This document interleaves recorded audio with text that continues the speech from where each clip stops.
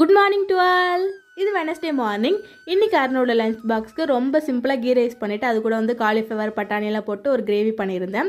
எப்பவும் போல் கிரேவி பண்ணாமல் இன்றைக்கி கொஞ்சம் டிஃப்ரெண்ட்டாக ட்ரை பண்ணியிருந்தேன். டேஸ்ட் சூப்பராக இருந்தது. வாங்க அது எப்படி பண்ணலான்னு பார்க்கலாம். அதுக்கு ஒரு மிக்ஸி ஜாரில் ஒரு தக்காளியை கட் பண்ணி சேர்த்துட்டு அது கூட ஒரு கைப்பிடி மல்லி, ஒரு கைப்பிடி புதினா, ஒரு பச்சை மிளகா, 4-5 பல் பூண்டு, ஒரு சின்ன துண்டு இஞ்சி, ஒரு சின்ன துண்டு பட்டை, ஒரு 3 கிராம்பு, அப்புறம் 3 டேபிள் ஸ்பூன் தயிர் சேர்த்து இது நல்லா ஃபைன் பேஸ்ட்டாக அரைச்சி வச்சுக்கோங்க. இது இப்போ இருக்கட்டும். இப்போ ஒரு கடாயில் கொஞ்சமாக ஆயில் சேர்த்து சின்னதாக கட் பண்ண ஆனியன் சேர்த்து நல்லா வதங்கினதும் இல்லை காலிஃப்ளவர் பட்டாணி உப்பெல்லாம் சேர்த்து நல்லா மிக்ஸ் பண்ணிவிட்டு லிட் போட்டு கொஞ்சம் நேரம் வேக வச்சுக்கலாம். ஓரளவுக்கு வெந்ததும் இதில் 1 டீஸ்பூன் கொத்தமல்லி powder, 1 teaspoon chilli powder, 1/2 teaspoon garam masala, கொஞ்சமாக பெப்பர் சேர்த்து நல்லா மிக்ஸ் பண்ணிவிட்டு நம்ம அரைச்சி வச்ச மசாலாவும் உள்ளே சேர்த்து உங்களுக்கு தேவையான தண்ணி சேர்த்து லிட் போட்டு ஒரு 2 நிமிஷத்துக்கு நல்லா கொதிக்க விட்டுருங்க.